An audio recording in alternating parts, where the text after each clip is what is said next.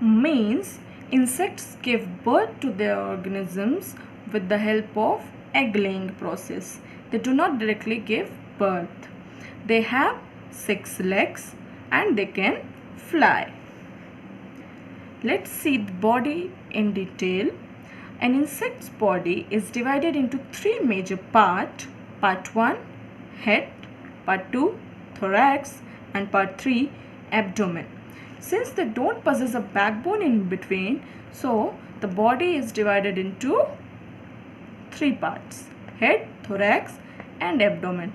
And if they will possess, the names are going to be different. Along with this, they have 1 pair of antennae. A pair means set of 2.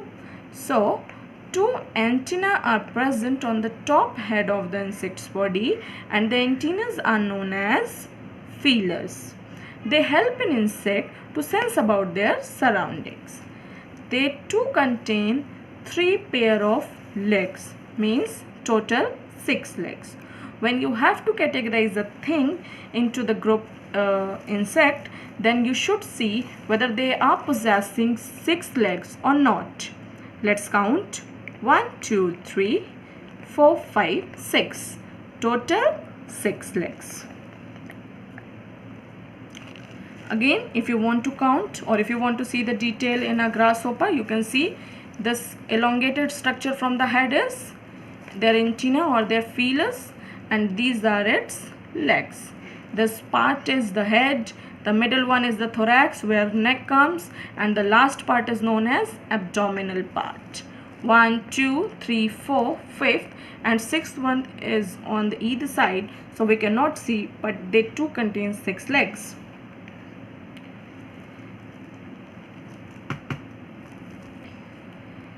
They have a hard shell-like covering on the outside of its body called an exoskeleton. This is not a true skeleton, but a hard cutaneous substance is present on the body of the insect so that they will be protected from the environmental factors. This is that skeleton known as exoskeleton.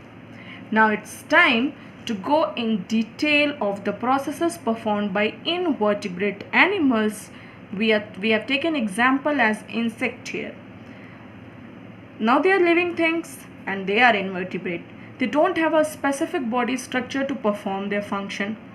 But they have to perform the functions. So how they perform? Function number 1, what we are going to see now is respiration or breathing, that how air goes inside the body and how air comes out the body.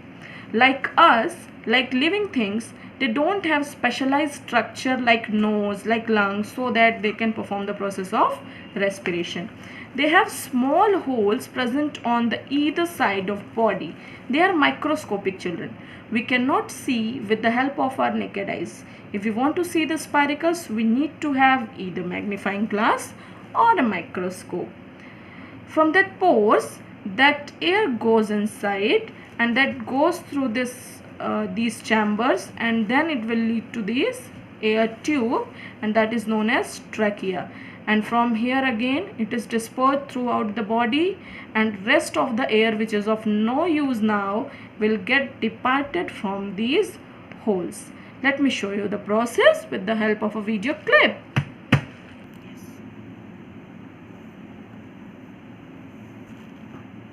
See here. These are the air particles going inside, dispersing throughout the body.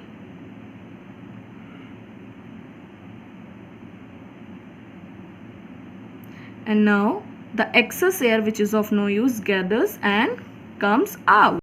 Another process is feeding, that is eating. How are they going to eat their food? Now like us, they don't have a specialized mouth. So in between this area, in this head, in between these antennae, they have a straw-like structure present which is connected throughout the body.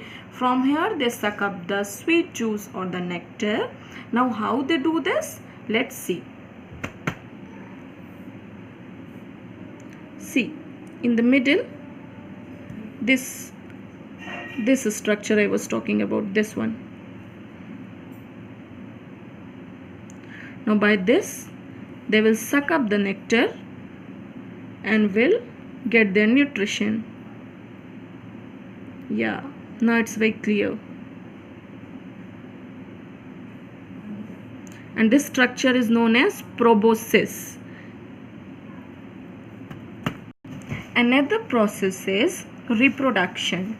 Since they don't give birth to their young ones, they lay eggs. And they are insects, they are lightweighted, so generally they prefer to lay their eggs on the leaves, like this.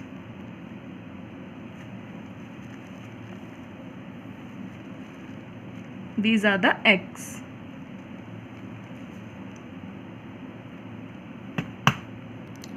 Babies prefer to hatch out from their eggs. Like this baby is trying to hatch out from the egg.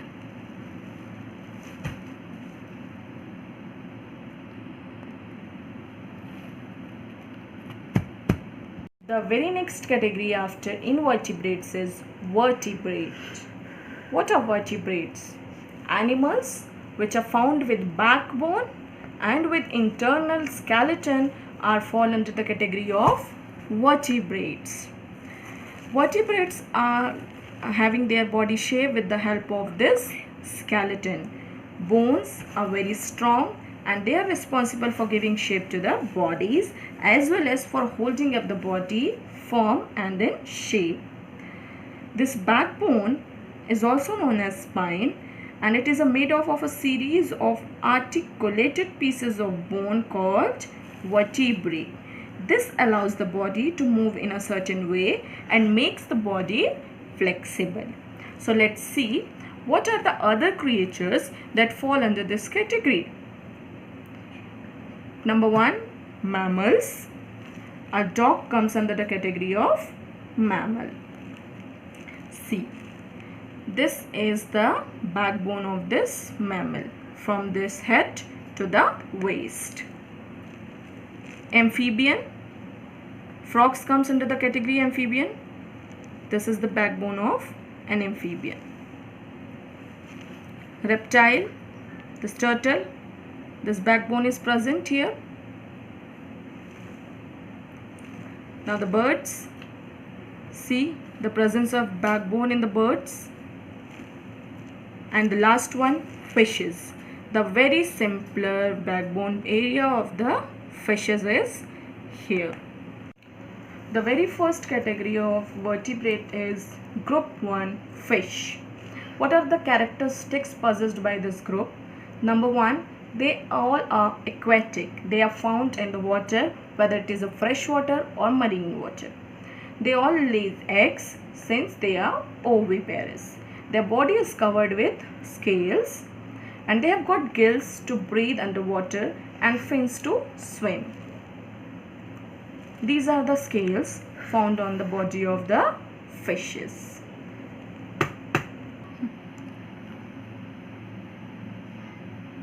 Fishes lay eggs because they are oviparous. They swim underwater with the help of their fins and they have scales. These different structure color are showing their scales. They have gills to breathe underwater. Next group which comes under the file of vertebrata is amphibians. What are the characteristics of these amphibians? First of all, they'll be able to find out under water also, and they can be found out on terrestrial land too. The two lay eggs. Now they are oviparous. They have got bare skin because they perform the functions of breathing with the help of their skin too. They are both aquatic and terrestrials. They can breathe under the water and on land. When they are present underwater, they have gills to perform the function of breathing, and when they come on the land, they use their lungs. And now we are clear that amphibians means those animals which can live underwater and they can be found outside the water, that is on land. Start.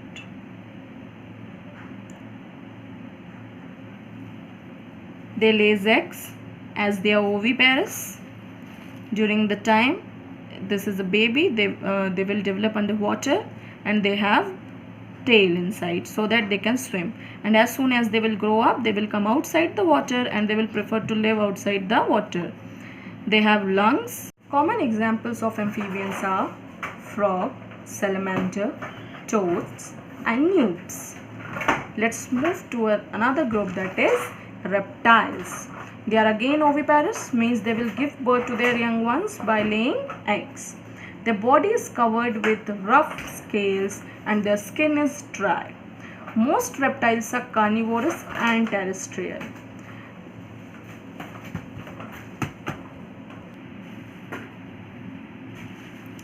These all are the examples of the category reptiles.